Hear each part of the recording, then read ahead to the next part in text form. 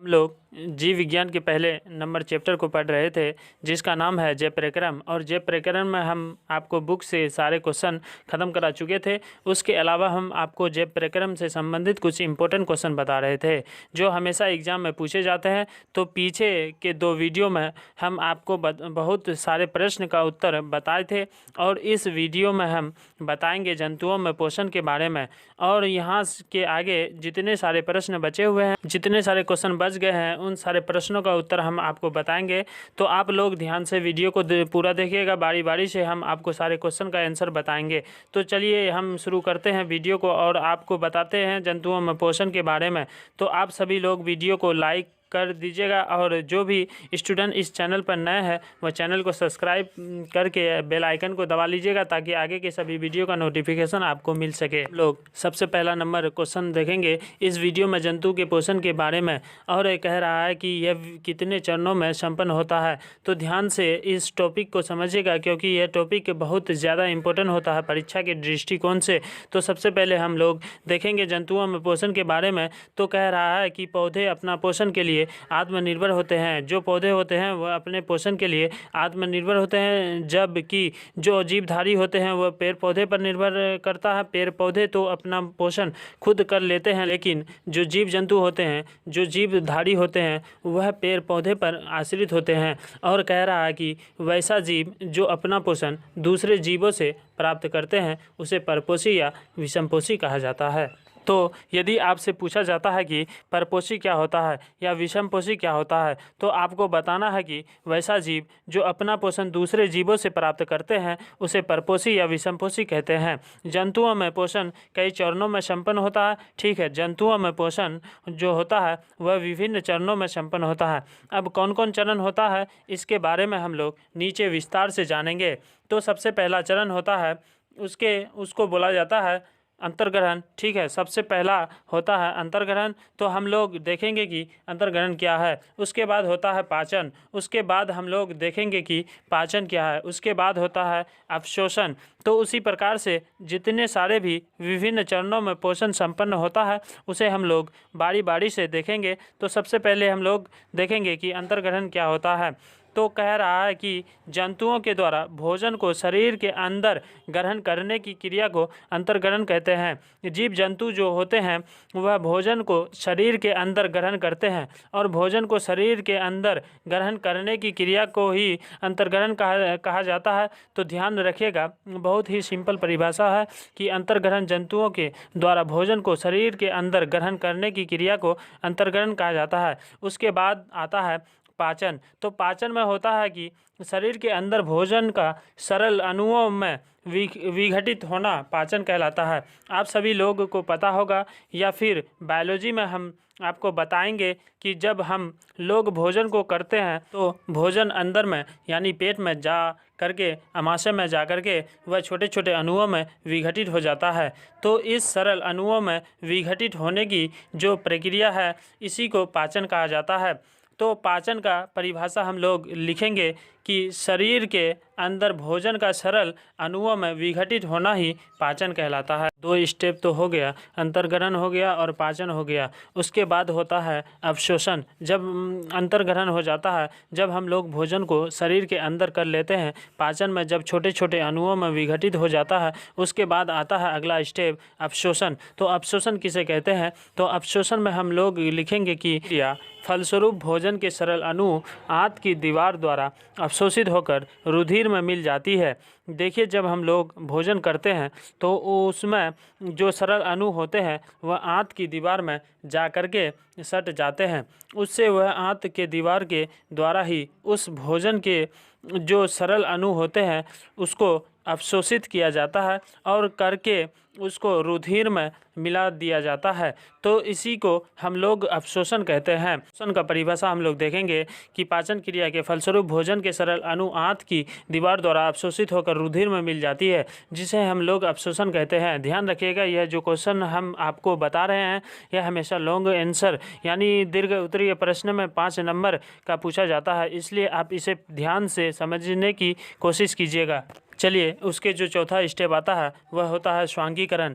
तो हम लोग देखेंगे कि स्वांगीकरण किसे कहते हैं। यह जो स्टेप हम आपको बता रहे हैं, स्वांगीकरण, बहिष्करण, पाचन, अवशोषण, ये सभी 2 नंबर वाले क्वेश्चन में भी आपसे अलग अलग करके पूछा जा सकता है, इसलिए आप एक एक स्टेप को ध्यान से समझिएगा। तो हम लोग अब देखेंगे कि स्वांगीकरण क्या होता है। तो स्वांगीकरण में हम लोग जानेंगे कि पोषण के जिस चरण में ऊर्जा का उत्पादन या जीव द्रव्य का निर्माण होता है उसे हम लोग स्वांगीकरण कहते हैं। ठीक है, स्वांगीकरण पोषण के जिस चरण में ऊर्जा का उत्पादन होता है या फिर जीव द्रव्य का निर्माण होता है उसे हम लोग स्वांगीकरण कहते हैं। लास्ट आता है बहिष्करण। ठीक है, तो बहिष्करण में देखेंगे भोज्य पदार्थों को मल के रूप में शरीर से बाहर करना बहिष्करण कहलाता है। जब भोजन अच्छी तरह से पच जाता है तो उसका भोजन का जो हम लोग भोजन करते हैं उसका जो अवशिष्ट पदार्थ बच जाता है सबसे अंत में पाचन क्रिया के बाद उसे हम लोग अपने शरीर से बाहर निकाल देते हैं,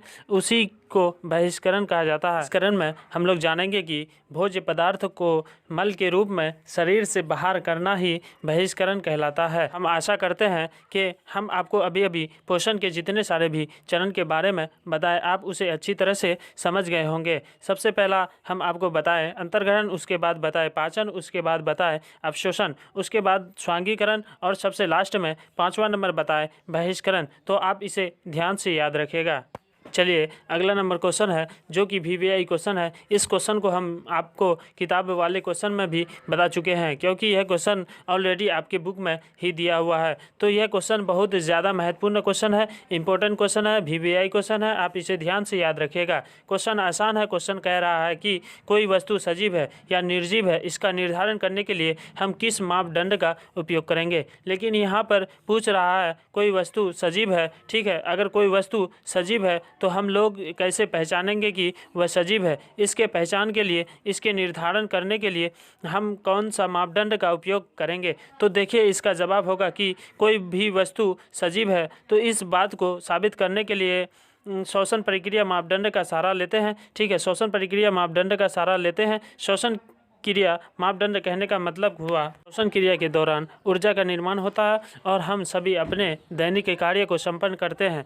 इसके अलावा हम आपको किताब वाले क्वेश्चन में बताए थे कि यदि हमको सजीव का निर्धारण करना है इसलिए हम लोग किस मापदंड का प्रयोग करेंगे। तो उसमें हम आपको बताए थे कि सजीव का जो लक्षण होते हैं हम लोग उसी मापदंड का प्रयोग करेंगे जिसमें होता है कि सजीव वृद्धि करते हैं, सजीव उत्सर्जन करते हैं, सजीव गति करते हैं। यदि इन सारी क्रियाओं का किसी भी चीज़ में हो रही है या किसी भी जीव जंतु या फिर पेड़ पौधे हो रहे हैं इसका मतलब वह सजीव है। तो इस क्वेश्चन के बारे में हम आपको विस्तार से बुक में भी बता चुके हैं और यहाँ पर भी हम आपको बताएं। हम आशा करते हैं आप इस क्वेश्चन को भली भांति समझ गए होंगे। चलिए अगला नंबर क्वेश्चन की तरफ हम लोग बढ़ेंगे। तो अगला नंबर क्वेश्चन कह रहा है जो कि बहुत ज़्यादा इम्पोर्टेंट क्वेश्चन है, हमेशा यह क्वेश्चन आपकी परीक्षा में पूछा जाता है 5 नंबर में। क्वेश्चन कह रहा है कि अमीबा में पोषण किस प्रकार से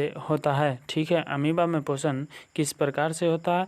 देखिए यदि आपसे परीक्षा में अमीबा का संरचना बनाने के लिए आता है कि अमीबा का फ़ोटो कैसे बनाया जाएगा, तो आपको क्या करना है कि किसी भी तरह से गोलाकार आकृति में या फिर जैसे भी आप बना सकते हैं, फिरना है कि उसमें कोना नहीं रहना चाहिए। ठीक है, इस प्रकार से आप उसे नहीं बना सकते हैं। आप जैसे भी हाथ घुमा दीजिए यह अमीबा का ही फ़ोटो बन जाएगा। इस बात पर ध्यान रखिएगा। तो देखिए कह रहा है कि अमीबा में पोषण किस प्रकार से होता है। हम लोग इसका आंसर जानेंगे कि अमीबा एक कोशिकीय जीव होता है। ध्यान रखिएगा, अमीबा एक कोशिकीय जीव प्राणी होता है। अमीबाओं में कोशिकाओं की संख्या सिर्फ और सिर्फ एक होता है जिसका कोई निश्चित आकार नहीं होता है। हम अभी अभी आपको बताएं कि अमीबा का कोई निश्चित आकार नहीं होता है। जैसे भी आप हाथ घुमा दीजिए अमीबा का ही चित्र बन जाएगा। अमीबा का चित्र बनाना बहुत ही ज़्यादा आसान है। इसका कोई निश्चित आकार नहीं है। यह अपना भोजन प्राणी संपोषी के आधार पर शैवाल, डायटम, जीवाणु, विषाणु, कवक को उत्पाद की सहायता से ग्रहण करते हैं। कहने का मतलब कि जो अमीबा वह अपना भोजन उत्पाद की सहायता से ग्रहण करते हैं। चलिए इसके बाद हम लोग लिखेंगे।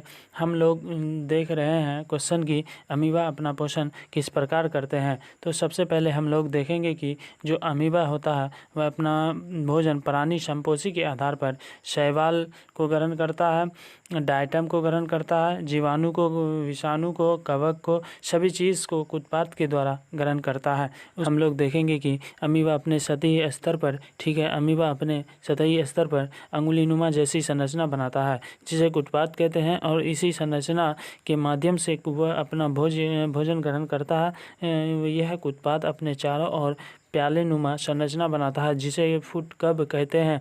उसकी सहायता से भोजन को चारों ओर से घेर लिया जाता है। देखिए हम आपको बताते हैं कि किस प्रकार से जो अमीबा होता है अपने भोजन को चारों ओर घेर लेता है। यदि मान लिया कि अमीबा का भोजन यहाँ पर है, अमीबा यहाँ पर अभी स्थित है, इस भोजन को कैसे घेरेगा हम आपको बताते हैं कि धीरे धीरे इसके दोनों तरफ में इसके सतही स्तर पर अंगुलीनुमा संरचना होता है। तो यह धीरे धीरे इनमें सटता जाएगा, इसमें सटता जाएगा, और इस प्रकार यह अपने भोजन को क्या करता है कि घेर लेता है और धीरे धीरे इसको अंदर कर देता है। देखिए माध्यम से हम आपको बताते हैं, जैसे मान लिया कि यह अमीबा हो गया, ठीक है, यह अमीबा हो गया, तो यह क्या करेगा, धीरे धीरे इधर से इसको घेरना शुरू करेगा और धीरे धीरे घेरते घेरते इसको अपने शरीर के अंदर कर लेता है। जो है अमीबा अपना भोजन करता है, सबसे पहले यह भोजन को चारों ओर से घेर लेता है। इसके बाद खाद्य धानी या रसधानी का निर्माण करके अमीबा अपने शरीर से एंजाइम का स्राव करता है। मतलब जब वह भोजन को अच्छी तरह से घेर लेता है तो वह रसधानी का निर्माण करता है और उसमें एंजाइम को बाहर निकालता है। यह एंजाइम भोजन को पचाने का कार्य करता है। भोजन का पाचन जो होता है वह खाद्य रिक्तिका में होता है। ध्यान रखिएगा, जो भोजन का पाचन होता है वो खाद्य रिक्तिका में होता है। याद रखिएगा, जो अमीबा अपने शरीर से एंजाइम निकालता है वह एंजाइम को पचाने का काम करता है और भोजन का पाचन खाद्य रिक्तिका में होता है। और इस प्रकार से अमीबा अपना सारा पोषक तत्व को ग्रहण कर अपाचय पदार्थ को छिद्र या रिक्त के सहारे बाहर निकाल देता है और इस प्रकार से अमीबा अपना पोषण का कार्य करता है। को ग्रहण करने के बाद अपाचय या अपशिष्ट पदार्थ को छिद्र या रिक्त के सहारे बाहर निकाल देता है और इस प्रक्रिया से अमीबा अपना पोषण का कार्य करता है। देखिए यहाँ पे आपको ग्राफ के माध्यम से बताया गया है कि किस प्रकार से अमीबा अपना भोजन करता है। सबसे पहले देख लीजिए, यहाँ पर अमीबा का भोजन है। अमीबा क्या किया है कि इसको चारों तरफ से घेर लिया है, उसके बाद धीरे धीरे इसको अपने शरीर के अंदर लिया है। उसको यहाँ पर केंद्र पाचन हुआ, उसके बाद यह अवशोषण हुआ और जब अवशोषण हो जाता है तो इसके बाद फिर अमीबा जो पाचय पदार्थ होते हैं उसको शरीर से बाहर निकाल देता है। तो चलिए क्वेश्चन आपका यही कह रहा था। अगला नंबर क्वेश्चन है कि श्वसन के लिए ऑक्सीजन प्राप्त करने की दिशा में जलीय जीव की अपेक्षा स्थलीय जीव किस प्रकार से लाभ की स्थिति में होता है। यह वाला भी क्वेश्चन हम आपको बुक में बता चुके हैं, आप देखिएगा वहाँ पर, क्योंकि यह क्वेश्चन भी इम्पोर्टेंट क्वेश्चन है, बोर्ड मॉडल क्वेश्चन है कि श्वसन के लिए ऑक्सीजन प्राप्त करने की दिशा में जलीय जीव की अपेक्षा स्थलीय जीव किस प्रकार लाभ की स्थिति में होता है। हम लोग जानेंगे कि जलीय जीव जल में घुला हुआ ऑक्सीजन का उपयोग करता है। जो जलीय जीव होता है वह जल में घुला हुआ ऑक्सीजन का, क्योंकि हम आपको बताए थे कुछ ऑक्सीजन की मात्रा जो होता है वह जल में भी घुला हुआ रहता है, जिसका उपयोग जलीय जीव श्वसन क्रिया के लिए करता है। तो जलीय जीव जल में घुला हुआ ऑक्सीजन का उपयोग करता है। वायु में उपस्थित ऑक्सीजन की मात्रा बहुत ज़्यादा पाया जाता है, जबकि जल में घुला हुआ ऑक्सीजन बहुत कम मात्रा में पाया जाता है। आप सभी लोग को पता होना चाहिए। फिर आप सोच भी सकते हैं कि वायुमंडल में बहुत अधिक वायु की मात्रा है, इसलिए वायुमंडल में ऑक्सीजन की मात्रा बहुत अधिक होता है और जल में ऑक्सीजन की मात्रा कम होती है। दैनिक कार्य करने के लिए ज़्यादा ऊर्जा की आवश्यकता होती है। इनमें श्वसन अंग विशेष रूप से पाए जाते हैं। जो स्थलीय जीव होते हैं उनमें श्वसन अंग विशेष रूप से नहीं पाए जाते हैं, लेकिन जो स्थलीय जीव होते हैं उनको दैनिक कार्य करने के लिए अधिक ऊर्जा की आवश्यकता होती है और इसमें श्वसन अंग भी विशेष रूप से पाए जाते हैं।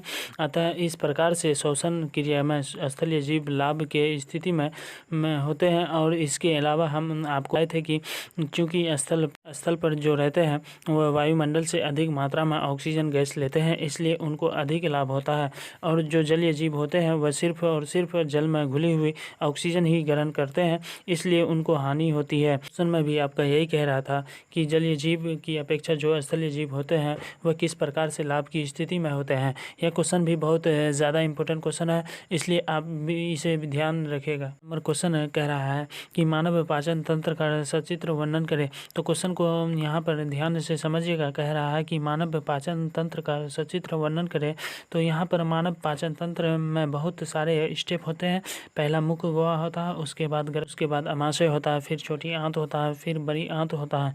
बहुत लंबा प्रोसेस से चलता है मानव के पाचन तंत्र में, इसलिए इसको बताने में थोड़ा अधिक समय लगेगा। इसको हम बिल्कुल ही आराम से बताएंगे आहार नाल के माध्यम से, ठीक है। आहार नाल का संरचना बनाएंगे, उसके माध्यम से हम आपको विस्तार रूप से अगले वीडियो में बताएंगे।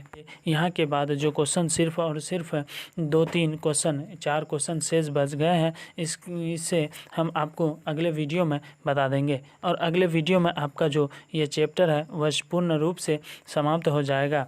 तो आप अगला वीडियो ज़रूर देखें लीजिएगा, क्योंकि बहुत इम्पोर्टेंट टॉपिक हम आपको अगले वीडियो में बताने वाले हैं मानव के पाचन तंत्र के बारे में, जो अक्सर एग्ज़ाम में पूछे जाते हैं। हर एक वर्ष आपके एग्ज़ाम में यह क्वेश्चन पूछा जाता है, इसलिए आप अगले वीडियो को मिस मत कीजिएगा, ध्यान से देखिएगा। तो फिलहाल हम इस वीडियो को यहीं पर समाप्त करते हैं। तो आपको यह वीडियो कैसा लगा आप नीचे कमेंट में ज़रूर बताइए। यदि आपको वीडियो अच्छा लगा हो तो आप इसे लाइक ज़रूर करिए, अपने दोस्तों के बीच शेयर ज़रूर करिए।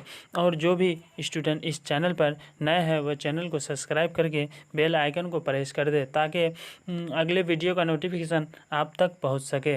तो चलिए फिर मिलेंगे हम अगले वीडियो में, तब तक के लिए जय हिंद, धन्यवाद।